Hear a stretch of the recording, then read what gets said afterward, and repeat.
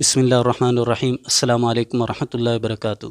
زم جابر خان تورخیل او تاسو ګورئ درسمن میډیا. نن زموږ ملاقات د حضرت مولانا قاری کرام الحق صاحب سره، کوم چې د عالمی تحفظ مجلس ختم نبوت مشر دی د ضلع مردان. نو راځئ نن هغوی سره ملاقات کو او څه سوالونه کو. السلام علیکم ورحمت الله وبرکاتو. وعلیکم السلام ورحمت الله وبرکاتو. محترم طبیعت مو څنګه دی؟ الحمدلله، ستاسو دعا ده الله تاسو له اجر درکړي چې موږ غوندې غریبانانو سره د ملاقات تاسو وخت تعین وکړو. الله مو خوشحاله کړي. ډیره مننه. یو تپوس دا دی چې د ختم نبوت د کار کولو ستاسو په نزدیک معیار څه دی؟ د ختم نبوت کار د پاره معیار خو صرف ایمان دی. که وکتې شي صرف ایمان یو سړي کې وي او د خپل پیغمبر محبت پکې وي، نو انشاءالله چې هر سړی که د هغه هر ګوند سره تعلق وي نو ختم نبوت کار هغه کولی شي. یو خو دا هم معیار شو، ټیک د بنیاد شو، مطلب دین علاوه انتظامی امورو کې د هغې دپاره ستاسو څه معیار دی؟ خلکو ته صرف د عقایدو بنیاد تحفظ ورکول، نور څه؟ هغې کې خو دا دی جي چې لکه بنیادي طور چې دی نو زموږ د ختم نبوت عقیده داسې ده چې که چېرې په نن دور کې وکتې شي، د نن نه 1500 کاله څه کم مخکې چې زموږ پیغمبر صلی الله علیه وسلم ته نبوت کله الله ظاهري ورکړو، چې نبوت خو د هغې و خو ظاهري نبوت، ځکه چې هلته حدیث راځي چې کنت نبیا و آدم بین الماء والطین. نو په دغه وخت کې د محمد رسول الله صلی الله علیه وسلم دا ارشاد فرمایلو چې تیر کتابونه هغه منسوخ شو، د تیرو انبیاو دین چې دی هغه منسوخ شو، نو په هغې باندې ایمان راوړل موږ دپاره لازم دي. که چېرې موږ په تیرو انبیاو په کتابونو یا په هغه انبیاو ایمان نه راوړو، بیا موږ مسلمانان معاذ الله نه پاتې کیږو. نو هغه خو یو معیار دی چې موږ به انبیاو ټولو باندې ایمان، کتابونو ټولو باندې ایمان، خو اخري لایحه عمل کتاب چې دی نو هغه قرآن کریم دی. او بیا قرآن کریم چې دی نو دا نازل شوی په محمد رسول الله صلی الله علیه وسلم باندې دی. اوس انتظامی امورو کې به دا وي چې موږ لکه یو موږ خپل شریعت مقدسه ته ګورو، خو زموږ د دغه شریعت مطابق چې کله ټول ګوندونه د وطن را جمع شوي په 1974 کې او په 7 سپتمبر 1974 باندې یو فیصله کېده د پاکستان په آئین کې آرټیکل 3 لاندې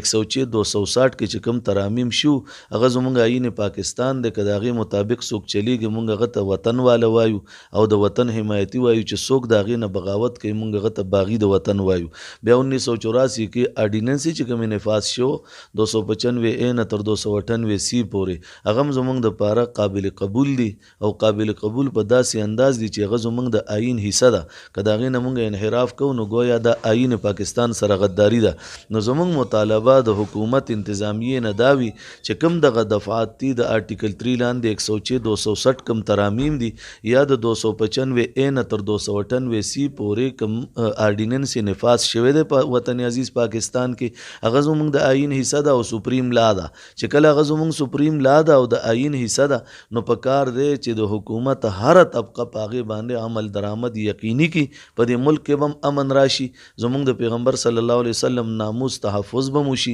زموږ دینی اقدار به هم بحال پاتې شي، او زموږ به آپس کې چې کوم جنگ جګړې دا چې کوم اکثر د هیومن رایټس په ذریعه په بولو ذرایعو باندې خبره اوچته شي چې دلته ظلم کیږي، دا ظلم وشو، دا ظلم وشو، دغه ظلمونه هم بیا نه کیږي. که چېرې زموږ دغه آرټیکل 3 لاندې 106 260 والا ترامیم باندې عمل درآمد په وطن عزیز پاکستان کې د سپریم کورټ نه واخلې تر یو لاندې کورټ تر سیول کورټه پورې، بلکې د هغې نه علاوه په تاڼو کې، په عدالتونو کې، په هر ځای کې، او د 295 اے نه تر 298 سی پورې چې دغه کم قانون دی دا ټولو خلکو ته وکلاو ته معلوم دی، هر چا ته معلوم دی، په دې د عمل درآمد وشي، امن به هم وي، یو بل سره به جنګ هم نه وي، ملک به هم صحیح چلیږي، خپلو کې به دا نازیبا حرکات او الفاظ او قتل و غارتګري به هم ختمه شي. څنګه چې لکه ستاسو عالمي مجلس تحفظ ختم نبوت دی، احرار والے دی او شبان ختم نبوت والے دی، نورم کېدای شي لوکل ایریاز کې مختلف جماعتونه، د ټولو مقصد او منزل یو دی، نو بیا جماعتونه جدا جدا ولی دي؟ هغه په 1953-52 کې چې څه وخت امیر شریعت عطاالله شاه بخاري رحمه الله تعالی د عالمي مجلس تحفظ ختم نبوت بنیاد کېښودو، نو هغه وخت نه په دې پلیټ فارم باندې ټول متفق وو. اوس هم که څوک د شبان ختم نبوت په نوم باندې یا کار کوي، یا انټرنیشنل په نوم باندې کار کوي، یا د احرار په نوم باندې کار کوي، زموږ هغو سره څه اختلاف نشته، خو صرف موږ سره که هغې کې کوم ملګري دلته زموږ خو ضلع کې محدود یو، که دې ضلع کې موږ سره سره څوک خبرو کې نو موږ هغوی ته وایو چې یو عالمي جماعت شته چې په ټوله ضلع کې په هر ځای کې په 76 یونین کونسلو کې نمایندګي هم شته او د جماعت افراد هم کثیر دي. جماعت ښه قوت کې هم دی الحمدلله او ښه د ډغرې په قوت کې دی انشاءالله تعالی. نو موږ دغه ملګرو ته وایو چې بهی راځئ عالمي مجلس شته نو جدا جدا ګوند چې دی نو هغې جوړولو به په دې ځای کې ضرورت رانشي. لکه حضرت مولانا عزیز الرحمن هزاروي رحمت الله علیه چې کله دلته راغې مردان ته نو هغې په مردان کې دا ارشاد فرمایلو چې په مردان کې زه د بل جماعت په حق کې نه یم. مردان کې عالم مجلس کار کوي بس د دې ملاتړ پکار دی. که د هغې باوجود هم کوم جماعت وایي چې مونږ کار کوو او خامخا چې د پیغمبر صلی الله علیه وسلم د ناموس کار کوي نو مخلص به زمونږ د چا په اخلاص باندې الحمدلله تر اوسه پورې په زړه کې ایس صدا سې خبره شک و شبهات نشته. خو مونږ صرف دعوت ورکوو چې یاره جماعت شته لوی جماعت ته ټول یو جمعیت ته یو قسم علماء کرام ټول پکې متفق دي راځي مونږ سره یو ځای کار کوي مونږ تاسو ته هر قسم خدمت ته تیار یو. که د هغې باوجود هم کوم جماعت کې مونږ اختلاف نه دی ساتلی خو مونږ صرف دومره کړي دي چې مونږ د هغې پلیټ فارم ته چې نه ځو تر اوسه پورې چې لا عمل دا روان دی همداسې مونږ ته ویلي مشران هم دي او د هغې وجه هم دغه موجوده ده کومه وجه چې ما مخکې بیان کړه چې لوی جماعت شته نو ټول ملګري د هغې سره متفق شي. جمعیت علماء اسلام چونکې یو سیاسي جماعت دی خو ختم نبوت دپاره هم د هغې کم قربانیان شته دی نو هغې ستاسو سره څومره مرسته کوي په دې کې؟ مونږ سره A to Z مرسته چې کوم سیز ته وایي اگر چې زمونږ د عالم مجلس تحفظ ختم نبوت تعلق د پاکستان ټولو ګوندونو ټولو پارټو سره دی د هرې پارټۍ کارکون مونږ سره شته خو زمونږ چې سیاسي طور سپورټ څوک کوي پوشپناهي کوي او زمونږ کاس چې دا په مخ کې بوزي او په دې باندې ایز جماعت راپاسي ایز کارکون باندې دی ویلي ایز کارکون ټول کارکونان زمونږ دي ایز جماعت چې راپاسي نو هغه جمعیت علماء اسلام راپاسي نو په دې وجه مونږ د هغې حمایت لږ په فرق باندې کوو. عوامو کې دا خبره مشهوره ده یعنی یو پیغور په شکل وایي یا همداسې چې ختم نبوت دپاره مولانا فضل الرحمن صاحب کله بهر نه دی راوتی مراد احتجاج جلسې جلوس وي نو تاسو هغې باره کې څه وایي؟ هغې باره کې خو به زه دا ووایم چې د مولانا صاحب د اسمبلی بیانات هغه مونږ سره انډر ریکارډ شته ویډیو هم شته آډیو هم شته چې د ختم نبوت په موضوع یا په عامو جلسو کې چې په کم ځای کې لکه په 7 ستمبر 2020 باندې مولانا صاحب په پېښور باندې چې کومه جلسه کړې ده د پاکستان په ټولو جلسو کې لوی جلسه د ختم نبوت دپاره مولانا صاحب دا کړې وه. د دې نه علاوه چې دی د چناب نګر اجتماع ته هم چې مولانا صاحب راشي نو ختم نبوت موضوع وي. بل د مولانا صاحب پلار چې ورسره خان عبدالولي خان هم نوابزاده نصر الله خان هم چودھری ظهور الهي هم ورسره او پروفیسر غفور صاحب هم ورسره دا ټول دی الله وبخي او مفتی محمود رحمت الله علیه او شاه احمد نورانی او عبدالستار خان نیازی زمونږ د ټولو قربانۍ هیرې نه دي نه مونږ دا هیرولی شو او دغسې مسټر بټو ورسره او دا ټول ورسره الله د ټولو له جنت الفردوس کې اعلی مقام ورکي. نو په هغه وخت کې هم مشري چې کړې وه نو جمعیت علماء اسلام اسمبلی نه بهر او دننه دواړه کړې وه ملګري ورسره دا ټولو اوس هم جمعیت علماء اسلام چې په دغه موضوع راوځي نو کارکون ټول ورسره خو زمونږ چې سپورټ زیات کوو نو زمونږ وجه پکې صرف دغه محمد رسول الله صلی الله علیه وسلم دی. د ختم نبوت سره یقینا هر جماعت مرسته کوي دغسې د اشاعت په باره کې تپوس کول دي چې اشاعت انفرادي طور باندې د ختم نبوت دپاره کار کوي خو به طور جماعت ستاسو سره هغې څه مدد کوي یا نه کوي؟ مونږ سره به طور جماعت اشاعت التوحید و سنت به تاسو یادوئ په هغې کې کوم جماعت یادوئ درې دي. یو منیر شاکر ګروپ دی یو مولانا طیب صاحب ګروپ دی یو چې دی نو د پینډی د شیخ صاحب دی تاسو کوم یو یادوئ؟ یقینا د موږ خو به مراد د ټولو ځکه اخلو چې هغوی ځان ته ټول اشاعت والا وایي ها تاسو پکې څه فرق کوئ نو هغه استثنا یا فرق ول بیا تاسو واضح کوئ.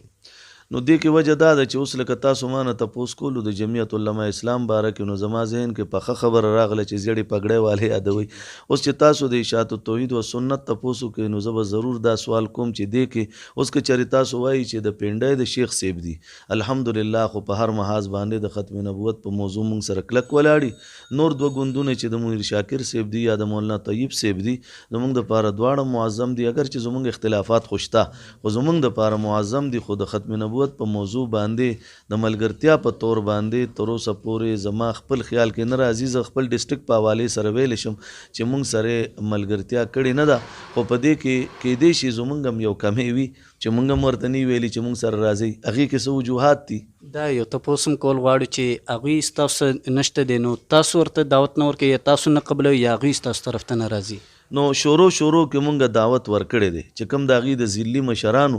چې منیر شاکر ګروپ خو وروسته جوړ شوی دی، مولوي طیب صاحب والا ګروپ چې و نو دا مخکې نه و، نو موږ هغې له دعوت ټیم په شورو کې ورکړی دی، خو چې هغه وخت کې بیا هغې موږ سره هغه ناسته ونه کړه، یا زموږ بعضې ذیلي اختلافات دومره حد کې روان وو او د هغې وجوهات زه هغه به هم تاسو ته بیان کړم، چونکې هسې هم تاسو سوال کړی دی، اوس به جواب کول غواړي. مولانا طیب صاحب موجود دی او اواز به هم ورته رسي او زمونږ خوا کې کلی هم دی، زه د زیدي اوسېدونکی یم، هغوی د پنجپیر اوسېدونکي دي. موږ او هغوی یو ځل ناست په دې خبره باندې، په کډي کې زمونږ خبرې شوې وې، نو په کډي کې زمونږ خبرو کې دا خبره شوې وه، ما هغوی ته یو خبره دا کړې وه چې تاسو که دا خپل شاګردان پوهه کوي کشران چې دا زمونږ اکابرو پسې کنځل نه کوي، نو موقف به موږ هم بیانو، تاسو هم بیانوئ، نو اتفاق به هم چالو وي. او د مسلې اختلاف خو د امام اعظم رحمت الله علیه، امام شافعي رحمت الله علیه، امام احمد بن حنبل، امام ابو حنیفه رحمت الله علیه، داسې عبدالله بن مسعود رضی الله عنه، عبدالله بن عمر رضی الله عنه سره بعضې مسایلو کې اختلاف راغلی، حضرت عباس راغلی دی، حضرت فاروق اعظم سره. اوس هم ما جمعه کې یو خبره بیان کړه، ما هغوی ته دا شرط ایښی چې دا مشران چې دي، نو د مشران تاسو شاګردان پوهه کوئ، مشرانو باره کې د نازیبه الفاظ نه استعمالوئ، نو زمونږ ستاسو به هغه بنیادي اختلاف خو به وي، خو د نظریې دی چلیږي هغه به وي، خو موږ به د یو بل خلاف خبره نه کوو، خو په هغې باندې هغه عمل درآمد په هغه ورځ ماسپښین زمونږ خبرې پاکې شوې، او د چونکې زما ماماګان او د هغې ماماګان یو دي، تقریبا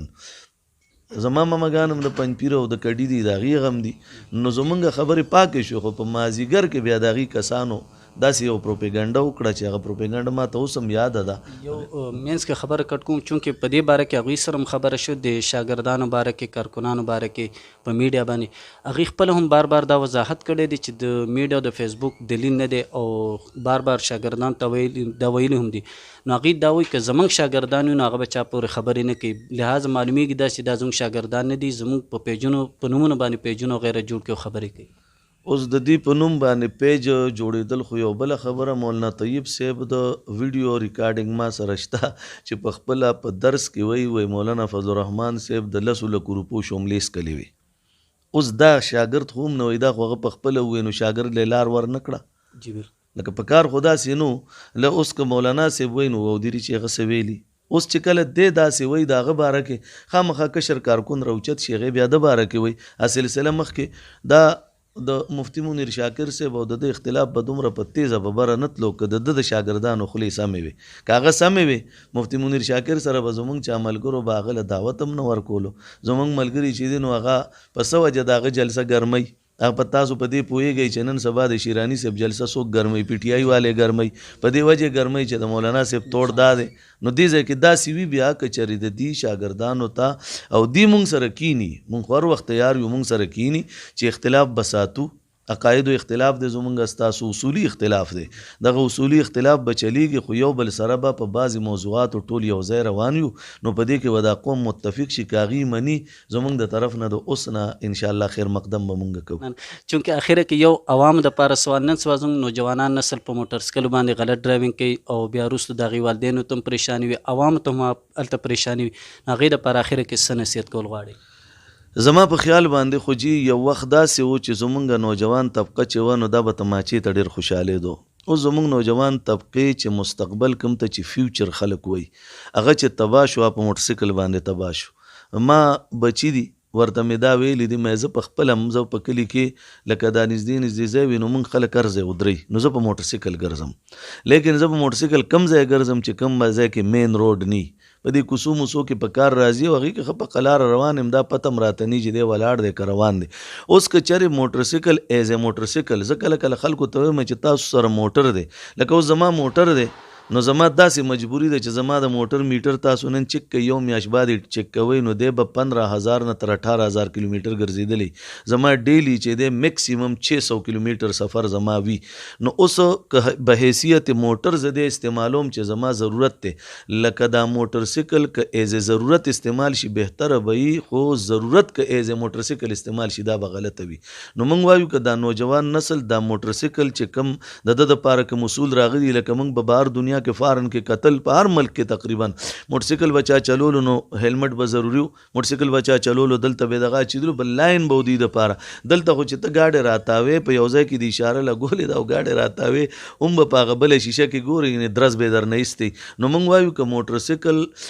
د حکومت کول شي چې څنګه د نور سيزون د پار لایسنس دی نو حکومت چې د موټرسایکل لایسنس کچري په طریقه باندې لکه د مدرسو ته دی لایسنس نه ایشو کوي ډیره سختی د مدرسې دومره عجیبه پروسس دی چې رجسټریشن ورلکې زه موټرسایکل له دغه پروسس کیدی نور د بندې نو چې مدرسې له دومره کلک کول شي نو د قوم د بچی چې تباکیږي چې هغه کې بیا غا